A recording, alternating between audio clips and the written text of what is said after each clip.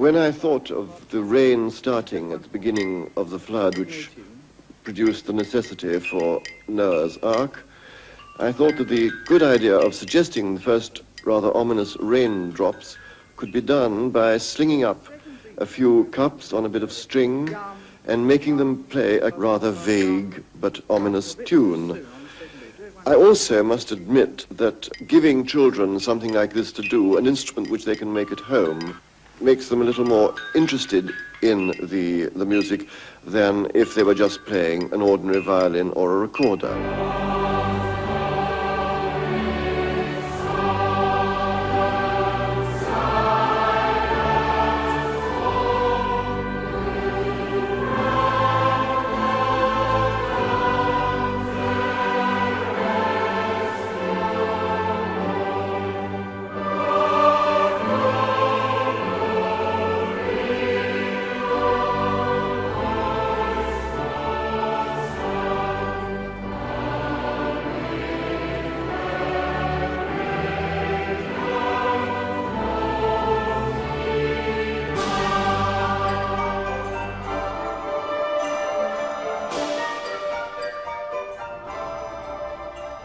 Benjamin Britten was one of the most prominent British composers of the 20th century.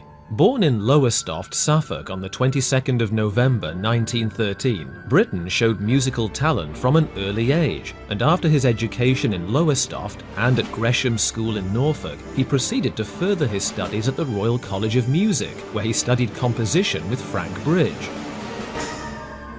Britten's works ranged from opera, choral works and songs to orchestral and chamber music, as well as music for film. He also took great interest in writing music for amateurs and children, who often performed alongside professional musicians in his works. Benjamin Britten was the founder-president of the Southend Boys Choir from 1970 until his passing in 1976.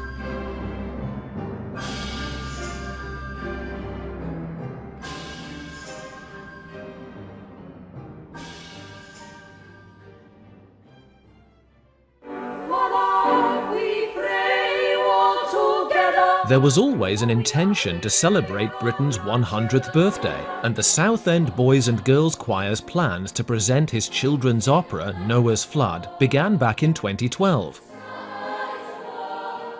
The work was written as a community opera, with the aim that children and amateur musicians would perform alongside professional players.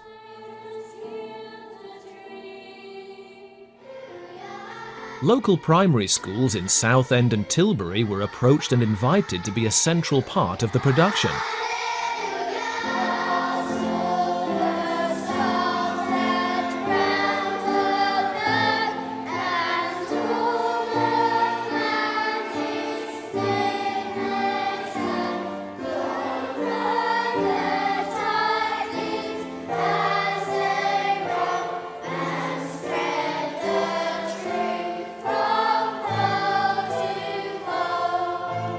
These young singers spent time with the musical directors of the project, Roger Humphrey and Rosemary Pennington, learning their own parts in the opera, and they also worked with designer and choreographer Hai Ching, who helped the young performers create animal masks to portray the wide and diverse range of animals Britten included in the work.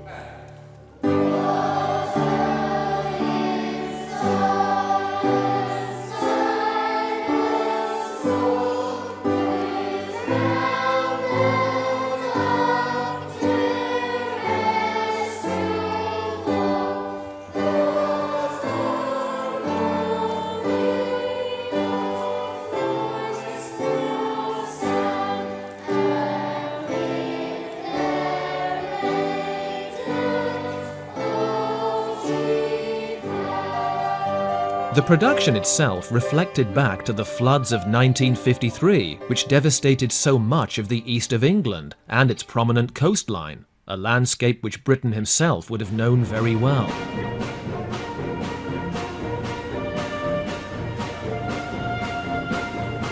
The performance was set in the 1950s, with Noah receiving God's message on a large radio. The performers greatly embraced this unique production, which portrayed the characters in a completely new way under the skillful direction of artistic director Mike Dodsworth. The roles of the animals were taken by over 300 primary school children from local schools in the area, and the younger singers from the South End Boys and Girls Choirs. The colourful production was costumed by creative director Mary Ann Connolly, with the Raven and the Dove projected by two talented local young dancers. Noah and Mrs. Noah, Alex Ashworth and Karina Lucas, were joined by local actor and teacher David Milne in the role of Voice of God. The remaining solo singing parts were taken from the many talented members of the South End Boys and Girls Choirs who formed Noah's family, with his 3 sons and their wives, a chorus of colourful gossips, and a quartet of prop boys who helped to build the ark and also played the handbells in the performances.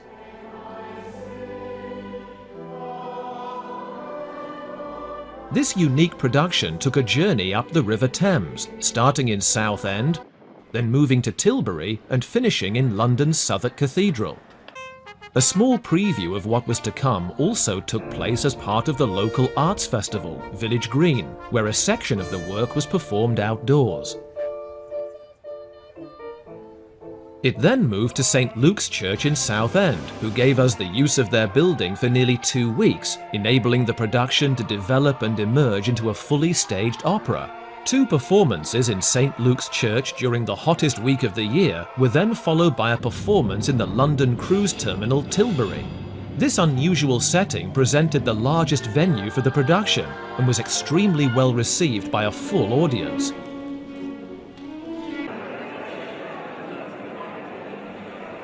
The project then culminated with a final performance in Southwark Cathedral, which was originally the first venue in which the work was performed outside Suffolk, and was conducted by the international conductor Jonathan Wilcox. The project received funding from Arts Council England, Britten Pears Foundation, David Wilcox Music Trust and other charitable trusts, without which none of this would have been possible. So we would like to thank them for their kind assistance and generosity in making this possible.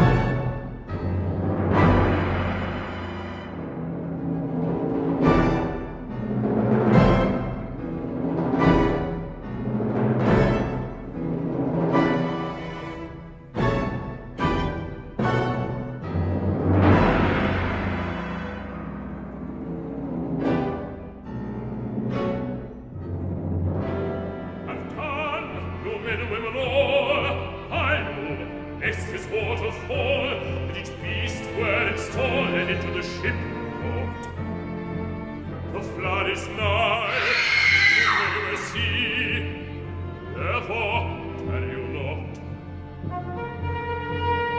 tarry not.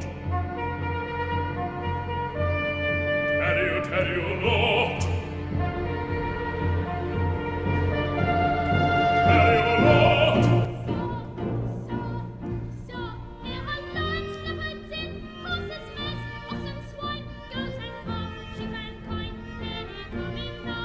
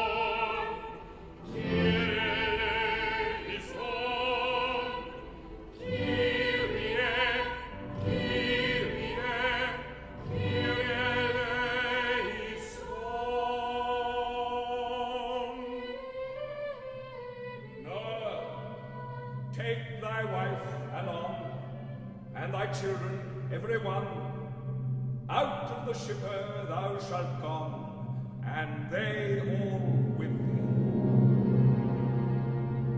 Beasts and all that can fly, out anon they shall hie, on earth to grow and multiply. I will that so it be.